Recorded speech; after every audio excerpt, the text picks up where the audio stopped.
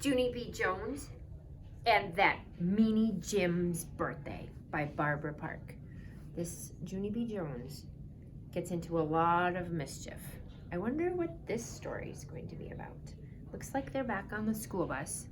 Some of us have read the book Junie B. Jones and the Stinky Smelly School Bus, and it looks like Junie B. is up to no good, because is this good school bus behavior? I'm thinking she should be sitting on her sitter. That Junie B. Let's get started. I can't wait. Junie B. Jones and That Meanie Jim's Birthday. Chapter 1, Eating Cake. My name is Junie B. Jones.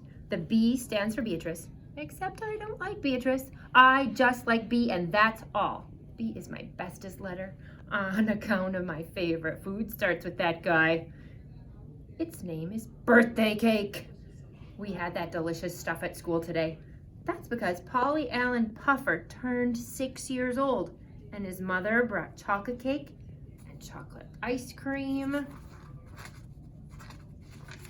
and chocolate milk to room 9. She is a chocolate nut, I think. The party was very fun, except for Polly Allen Puffer got all wound up and he put cake on his head. And then he laughed till milk came out of his nose. That is called nose milk, I told my bestest friend named Lucille. Lucille is a little lady. Ew, she said. I wish I didn't even see that nose milk, 'cause now my stomach feels upset and I can't eat the rest of my cake. Me too, I said. Now I can't eat the rest of my cake too, and so I will throw both our cakes in the trash can for us. Then I picked up our cakes and I hurried up to the trash can. I looked all around me very careful. Then I quick ducked behind the trash can and I stuffed both those cakes right in my mouth. I rubbed my tummy real happy. Now all I need is some milk to wash it down with, I said. That's when I saw some milk sitting on a table all by itself. I picked it up and drank it all gone. I said, that hit the spot. Just then I heard a voice. Junie B. Jones, why are you out of your seat? It was my teacher. Her name is Mrs. She has another name too, but I just like Mrs., and that's all. Mrs. has eyes like a hawk.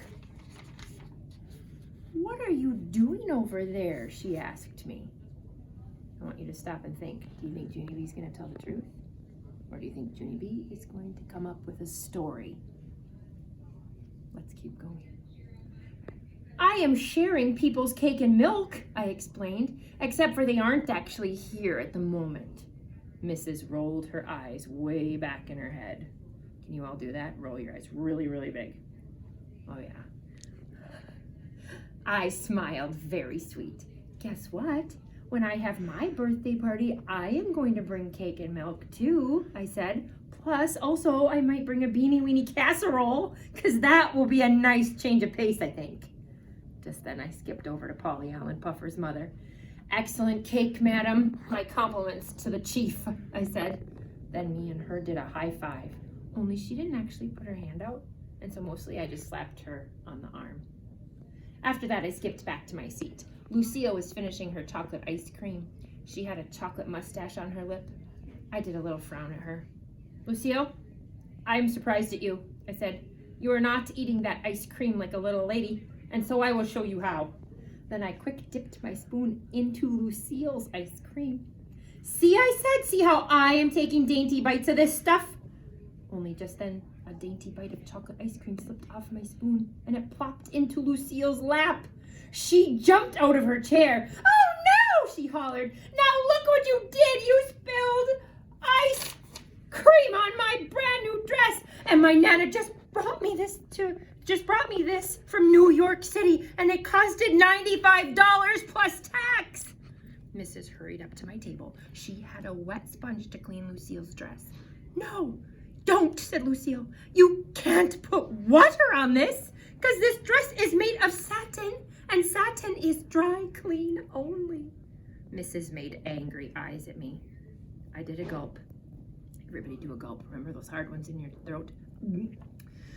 Who knew? I said real soft. Then I put my head down on my table and I covered up with my arms because that is called laying low. And laying low is what you do if you know what's good for you. Now, that's the end of chapter 1. Lucille is not feeling it. Junie B is a little bit worried about what could happen next. The teacher looks like she could use a little break, and it looks like there's going to be a problem. I wonder what's going to happen in chapter 2. Thanks for listening today.